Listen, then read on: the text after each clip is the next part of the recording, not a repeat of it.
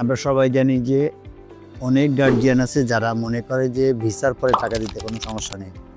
এমন কোনো কান্ট্রি আছে কিনা যেখানে ভিসার পরে টাকা দেওয়া যায়, টাকা বলতে টিউশন ফি দেওয়া যায়?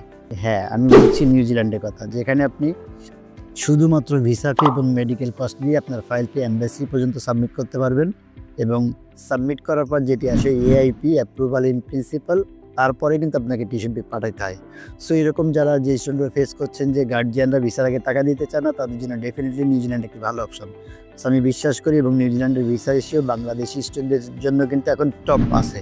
কেউ যদি অ্যাপ্লাই করতে চান, টিউশন ফি আফটার ভিসা বা আফটার এআইপি দিতে চান, তাহলে কিন্তু নিউজিল্যান্ড আপনার জন্য ভালো অপশন। এবং আমাদের পিনাকেল থেকে নিউজিল্যান্ডে যতগুলো টপ র্যাঙ্কিং ইউনিভার্সিটি আছে এবং কলেজ আছে, ইভেন প্রাইভেট কলেজ, সবগুলোর প্রসেস আমাদের মাধ্যমে করতে পারবেন।